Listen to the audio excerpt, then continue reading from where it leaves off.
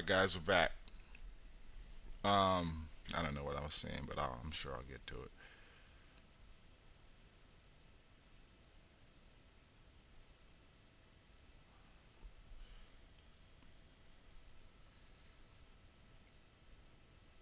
And just like working out of these basic audibles that are actually for a completely different team. I was really frustrated at this point because I knew exactly what this guy was going to do.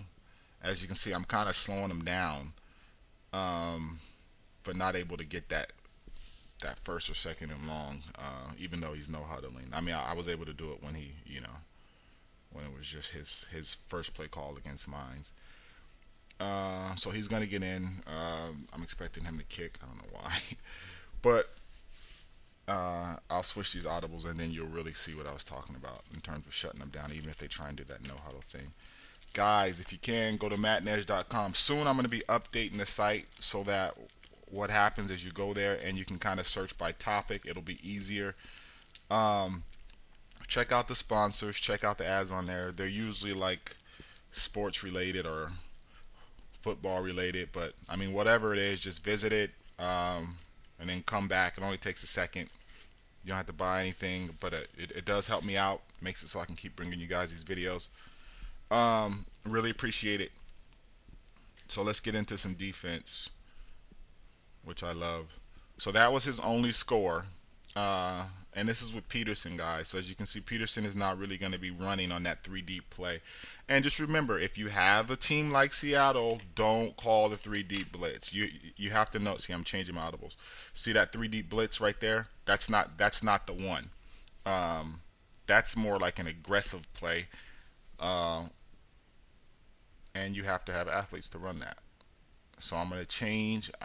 At this point, I know I need a three deep spy, which is my main run call defense with this type of team. I'm going to get rid of that three deep, and I'm going to go into and if you do call a blitz, it has to be something like this. Watch, guys. Three deep bandit, where you have two on the hooks and three deep. Why? Because sometimes you have to blitz, sometimes you have to gamble, but a three deep blitz with two on the hooks is not really a gamble. It means that you kind of know where this guy's first read is going to be, and so that's why you're calling it, and you're going to call it every now and then. I don't even know if I call it, but I know that if I do need that play, it's going to be there, and that's why I put it there. And so now I can shut this guy down. Plays that you should put into your um, first off, don't put any blitzes into your play calling or your audibles unless it's like a three deep bandit. Don't be really risky. Plays that you can run with this guys out of the 4-6. That corner blitz, because the safeties are pretty good and they know where they're going to be, and you have a lot of zone coverage and you have pressure from the outside. The safe, the four deep play, linebacker contain, um, things like that, guys. Don't play around with this team. You have a good backer in the middle there. He's going to make plays for you.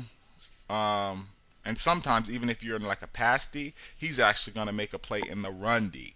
So let these guys do their job, and you just got to get to a point to where you just out chest this guy. Okay, don't gamble. I can't keep stressing that if your team is not, if they can't match up.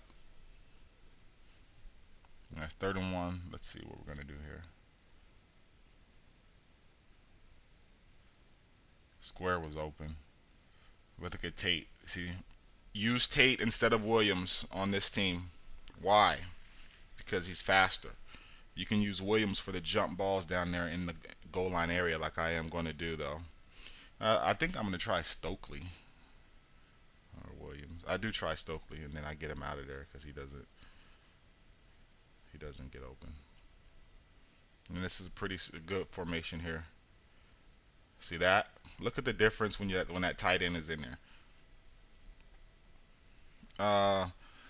I usually refer people to watching my Raiders videos and Cleveland's videos, and that's if you want like a basic understanding of the fundamentals of the plays that I call on offense and defense. Do that, but I'm going to start referring people to this video because this team it's not weak and it's not strong. So you have to play a disciplined defense.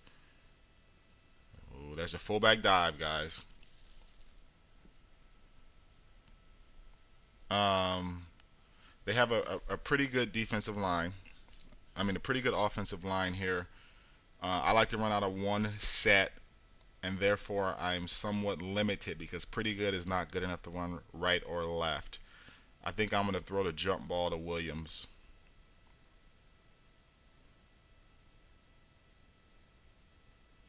He didn't put any air on it, but uh, either way it goes, he had it. So I have to call plays like that. Not that the toss would have worked. I mean, I have it sealed. And when you're running that toss, guys, look at the defense before you hike it. I mean, you can always audible into anything out of the same set or a different set. I just like to run out of the same set because it really confuses people. It frustrates people. It makes people gamble. They're like, I know he's going to toss. I know he's going to toss. Or, I know he's going to drag. And because of that, you know, it's a chess game. And if they call the wrong thing, then you have success with the play for sure because they are gambling when you come out in the same set. They think they know what you're going to do. All right. DN contain. This is in case he runs or passes. Look at the defensive. Oh, look at this. Okay, guys. Now, you remember when I put that linebacker Hill, I believe his name was, at the end. He's going to be doing this to Adrian, stuff like that to Adrian Peterson all day. The other end will not be able to do that. So what you're doing is you're making yourself have a couple of in-back players in two parts of the field. When you talk about see, they're there. You pretty much the way that I'm playing this guy, he's going to have to throw underneath short 5 or 6 yard routes. And then if I gamble on one of those, and I don't mean, I'm talking about if I take an educated gamble and call the right play, then he's in second and long or third and long, and then I have him stopped. That's 3 deep spy. See if he runs. Now this is what we were talking about. When that guy knows he's going to be in that zone, even if it's a good receiver, he's going to perform better. And so I've stopped his run. I mean, if you look at his running, it's maybe like what? He's maybe averaging 2-3 yards per carry. So he's already out of that.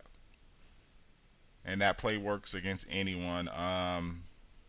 Yes, sometimes if it's a guy like a Chris Johnson or somebody like that, every now and then they're going to squeeze through, but you got to stick with it. Here's that safe play. 4 deep. Look at the lineman over there, guy. Well, I made him a lineman, but that was his own awareness, guys, because he's 91 now. He's not 70-something at the linebacker, and I did not drop him into that zone. I had 4 deep, and I had 2 or 3. I had that cover 4 right there that they just showed. So as you can see, I didn't have him flaring out there. And now we're going to the safe with the end dropping into the curl flat. See, these are the kind of plays that, I'm sorry, but these are the kind of plays that you're going to have to call. And if he rolls, and buys time like that, then you're going to have to give it to him. You're going to have to give a couple of those if he calls a good play. Now, with other teams who are maybe a little bit more athletic, but they're not complete athletes, you can blitz and maybe take away that rollout and hope that he doesn't catch you in a bad zone. Here we go. Here's what we're talking about. If they know they're going to be there, they'll make plays. Not all the time, but a lot of the times. Sometimes you're going to give up big plays. You're going to give up a lot of stuff underneath unless you gamble, but make an educated gamble and call blitzes where people are at least in zones. And that was I wish I could rewind it, but those of you who know my system probably know that was a linebacker contain, where you have that lineman or the linebacker spine right there instead of hook. I think that time I left him in the hook. I'm not sure. It also could have been one of the backers or the linemen who were covering the flats or containing. And he's a fast back, so you can, just work that all day. Flats. Remember, if you can't toss, you can throw to the flats, or you can go into the slot corner and kind of make him choose his poison. But when you do that, you just have to read quick. Fullback dive. Let's see the success. Look at that lineman blow that play up.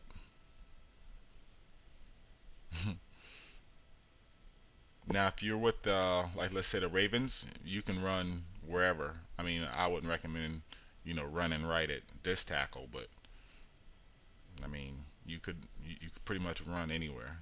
Pick your battles. But what are we doing here? Fullback dive again? I'm not a believer. See, that penetration made me go left instead of straight.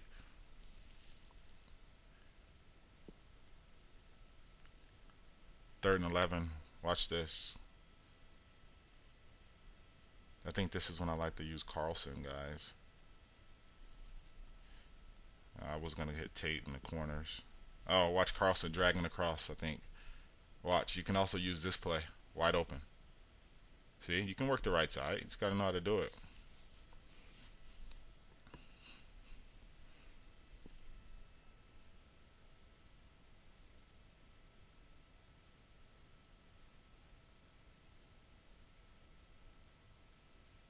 Fourth and 1. And we're going to go to the go-to. Right now, I'm looking at the read. Even though he has 4 people out there, I have the guard pulling, so it's really I have to make one miss. And I just think that Carlson is going to block well on that. If they over pursue out wide, I could cut it in. And I just had a good feeling that I would make that play. I knew at that point I had to make one miss because I knew that my guard was pulling. But sometimes, it's. I mean, the numbers are in your favor, and just go ahead and call a toss.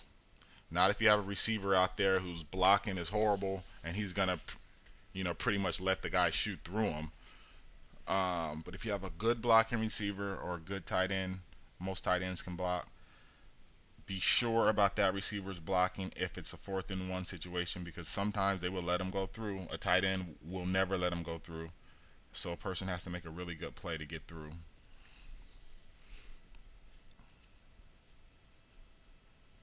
And on some of my other videos, I was telling you guys, what if you have like a Tony Gonzalez or, like a good tight end out there? Then it opens up your whole offense because you can run or pass.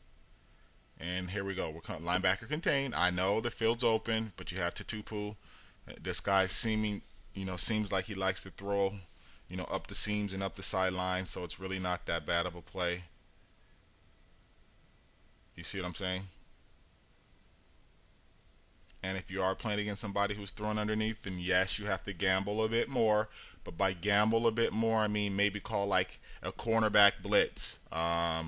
Maybe call like a defensive end contain and, drop back a lineman into a hook zone or something to take away his first read. Things like that. You still have to be safe, but by gamble more, pretty much when you're using a team like this, what I mean is to try and take away some of his tendencies with your play calling, but make sure that you leave 2, 3, 4 deep. We went into the spy. I don't know why. I thought he was going to run. But remember, that's a pretty good play because it has 3 men under. And this is the kind of stuff you're going to have to give up. You can't take away everything with a team like this. At some point, it's going to be a chess match, and you're going to have to get it to like 3rd and long or something. Now, Calvin was saying that the guy likes to run and then set everything up off of that. And so that 3 deep spy with Seattle is a better play than a 3 deep blitz. But sometimes do call it 3 deep blitz. There we are there. And I think this one he goes, guy. Yeah, see, at this point he knows that I that I've switched my audibles. Maddenedge.com, guys.